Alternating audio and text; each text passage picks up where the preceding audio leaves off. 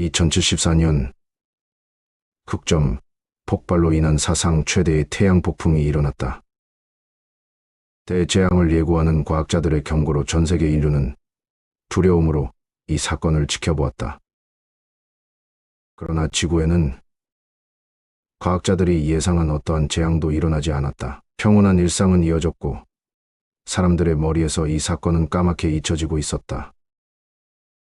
그러나 재앙은 사람들이 모르는 곳에서 소리 없이 진행되고 있었다. 지구 곳곳에서 거대한 개미들이 발견되기 시작했다. 개미들은 처음에는 보통의 몇 배의 크기였으나 시간이 지나면서 강하지만한 크기로 커지더니 드디어는 인간과 같은 크기의 개미가 목격되었다. 개미들은 도시의 건물을 파괴하고 인간과 가축을 공격했다.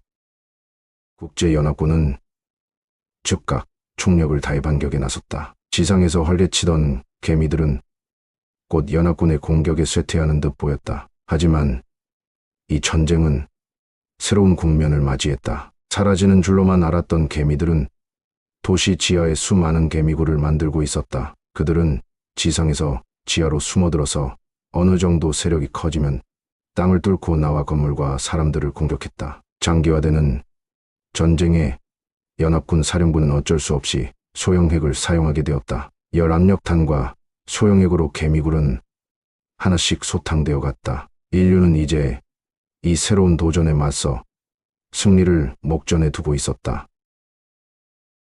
전쟁이 끝나자 국제연합은 곧 사상자 집계에 나섰다. 그런데 문제가 생겼다. 발견되는 사체들에 비해 실종자 수가 너무 많았다. 그리고 곧 그 이유가 밝혀지게 되었다. 수많은 사람들이 개미굴에서 발견되었다. 개미들은 살아있는 사람을 납치해서 고치 상태를 만들었다. 납치된 사람들은 개미들의 애벌레처럼 키워졌다. 개미들은 특수한 물질을 사람들에게 투여해 생명을 연장시켰다. 개미에게 키워진 사람들은 최종적으로 고치 상태가 되었다. 국제연합의 과학자들은 이들을 연구하기 시작했다. 국제연합의 의회는 이 고치들의 처리를 두고 고심하게 되었다.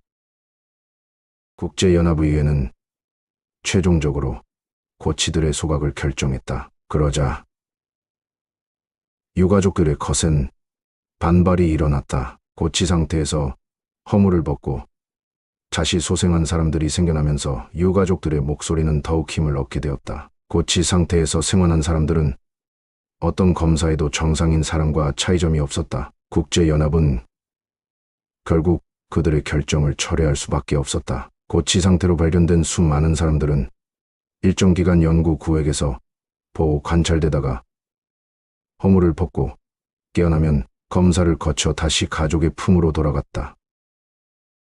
비극은 그 얼마 후에 현실이 되었다. 생환자들은 약 반년 후에 원인 모를 고열에 시달리기 시작했고 혼수 상태에 빠졌다. 혼수 상태에서 몸은 경화되어 딱딱해지고 몸 전체에 엷은 막이 형성되었다. 그리고 약 한 달이 지나서 다시 깨어났다. 이런 과정이 반복되면서 사람들은 점점 개미와 닮은 모습이 되어갔다. 턱이 쪼개지고 눈은 얼굴의 반만큼 커졌다. 머리에는 개미의 더듬이와 같은 돌기가 생겼다. 많은 가족들은 이 모습에 경악했지만 그 사실을 숨기는 것을 선택했다. 외형을 제외하면 생환자는 보통 인간과는 별로 다름이 없었다. 턱이 갈라져 정상적인 발음이 어려운 것을 제외하면 의사소통에도 지장은 없었다. 일부 생환자들은 변화되는 자신의 몸을 비관해서 극단적 선택을 하는 사람도 있었다. 그들은 외출 시 다른 사람의 시선을 피해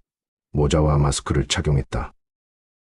사람들은 이들을 개미인간이라 불렀다. 처음엔 이들은 사람들에게 동정을 받았지만 시간이 지날수록 차별과 기피의 대상이 되었다. 외형이 변하면서 개미인간들에겐 특별한 능력이 생겼다. 신체 능력이 보통 사람의 2~3배가 넘었다. 사람들은 이들을 두려워하기 시작했고 어쩌다 개미인간이 범죄에 연루되기라도 하면 매스컴은 이를 대서 특필했다.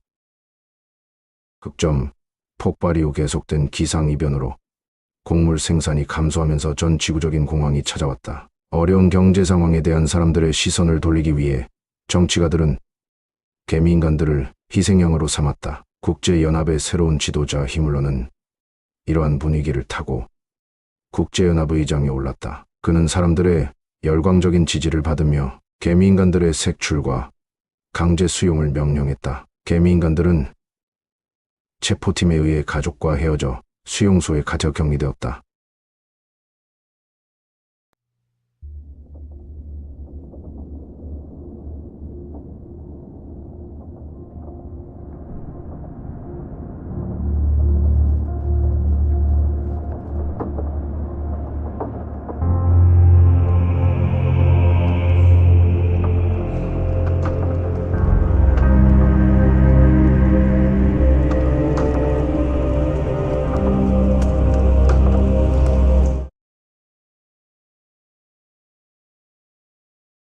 강제 수용소는 지구 곳곳에 있었고 일반인들에게 그것들이 몇 개가 있는지 정확히 어디에 있는지에 대해서는 비밀이었다. 언론은 세계연합의 편에 서서 밝고 좋은 선전 영상만을 송출했다.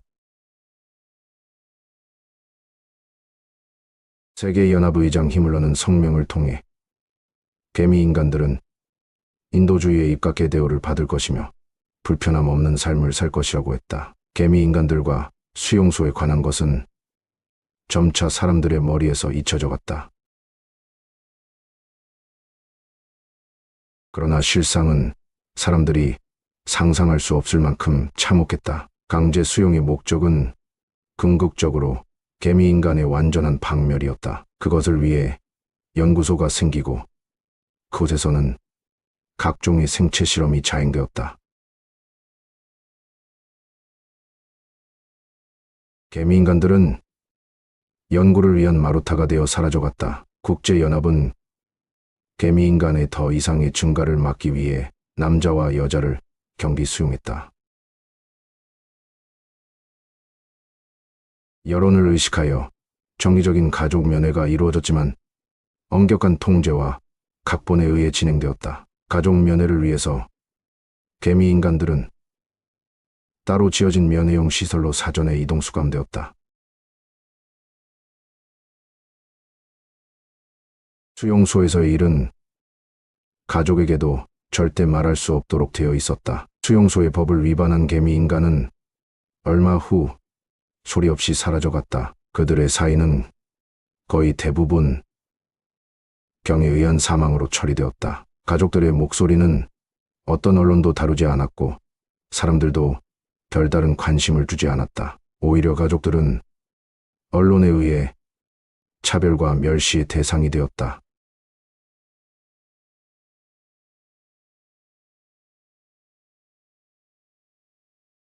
개미인간들은 시간을 두고 단계적으로 변태를 반복했다. 그런 과정을 통해 그들은 서서히 인간의 모습에서 개미인간의 모습으로 변해갔다. 가족들마저 그런 그들에게서 등을 돌리는 사람들이 생겨났다. 개미인간들은 그렇게 소외되고 버려지고 있었다.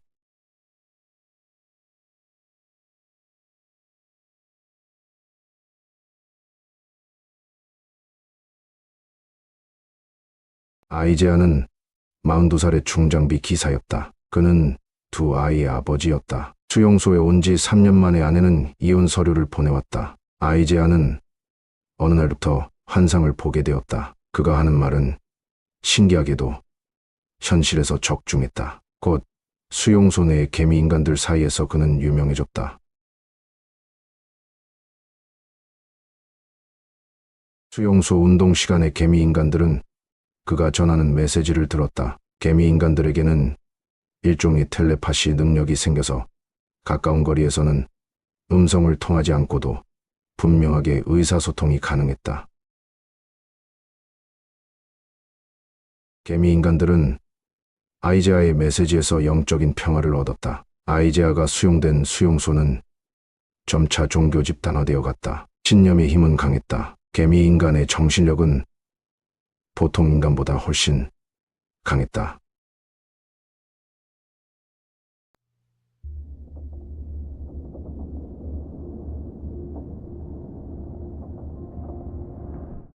아이제아는 개미 인간들의 미래를 예언했다. 그는 그들이 장차 지구의 주인이 될 것이라고 했다. 아이제아는 그의 제자들에게 그들을 이끌 여왕을 찾도록 했다.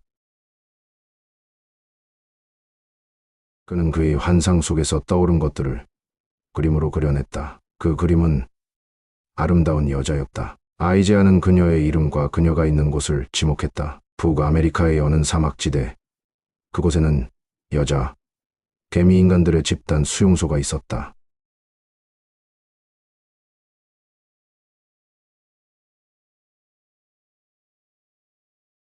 마리아는 평범한 주부였다. 그녀의 남편 요셉은 가구 제작업자였고, 스라에는 아직 초등학생인 딸과 아들이 있었다.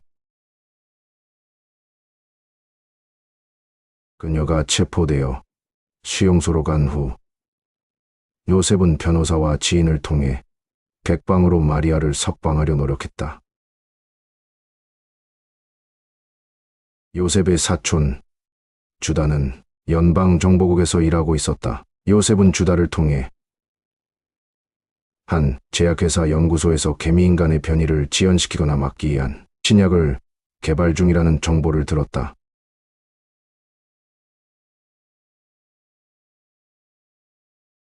사실 국제연합정보국은 이 연구소를 주시하고 있었다.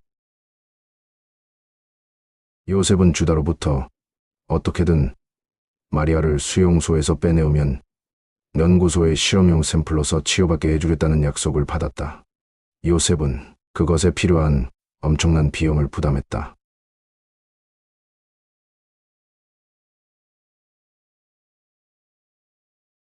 마리아를 수용소에서 빼내는 것은 법적으로는 불가능했다. 요셉은 돈으로 사설 용병들을 샀다. 그리고 자신도 그들과 같이 수용소로 잠입하기로 했다. 그는 이 위험한 작전에서 마리아의 신변을 그들에게만 맡길 수가 없었다. 주다는 이미 요셉에게 많은 돈을 빚지고 있었다. 그는 정보국 요원이 된 이후 도박 중독자가 되었다. 연구소가 있다는 말은 사실이었지만 신약의 존재는 주다에게 아직 확인된 것이 아니었다.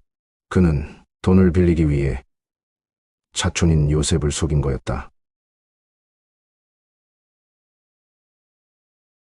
요한 박사가 이끄는 연구팀은 신약이 아닌 개미인간의 유전자를 건강한 정상인의 것으로 바꾸는 방법을 개발해내게 되었다. 광자가 정상인의 유전자를 통과해서 그 이미지가 개미인간의 유전자에 영향을 주도록 하는 방법이었다. 히물러 정권은 이 연구를 싫어했다. 정보국은 요한 박사의 연구를 세상과 차단할 구실을 찾고 있었다. 그들은 주다를 이용했다.